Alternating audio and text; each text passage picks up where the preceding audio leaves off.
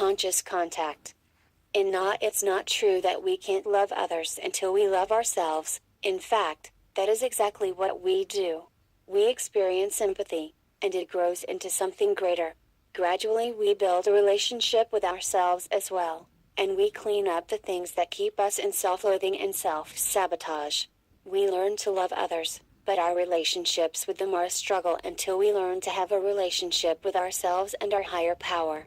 In turn, our relationship with ourselves and our higher power is enriched and informed by our relationships with other people. We learn to respect the spirit in one another. We all have our own ways of thinking and feeling.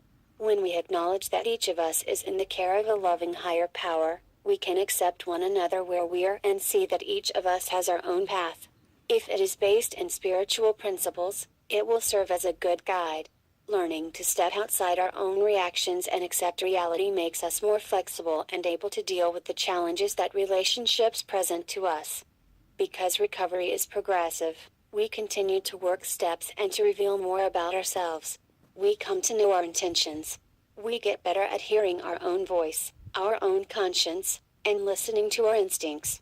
Addicts who make it to recovery have pretty good instincts, but we've taught ourselves over time not to trust them.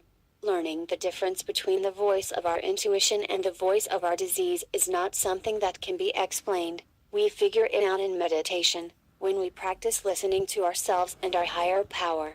We share our experience with our sponsor as it unfolds, and he or she points out to us when our instincts are serving us well. We become increasingly aware of our choices, our motives, and our behavior. We come to know what we were thinking when we made a decision, and we recognize the difference between thinking through to a decision and reacting or acting on impulse. Listening to our intuition means that we can be open to others without being naive or foolhardy. We learn to trust our intuition and honor our feelings.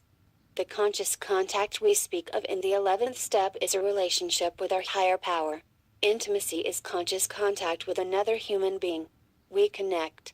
As we get close to others, we see the divine in them, and we see it in ourselves as well. We pay attention to them, and to ourselves when we're with them.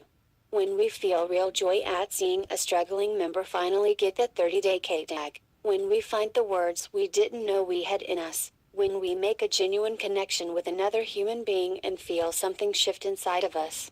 We feel love in action, flowing through us, changing us for the better.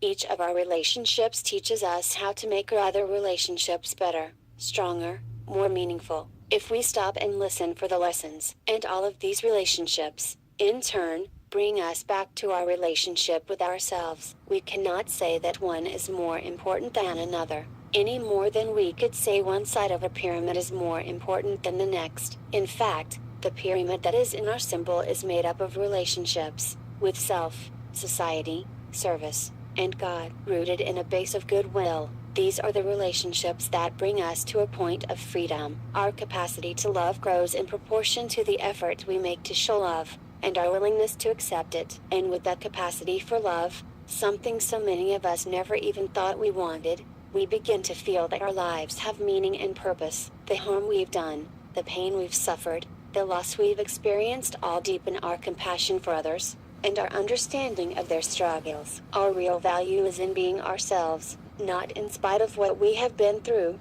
but because of it. Our literature tells us that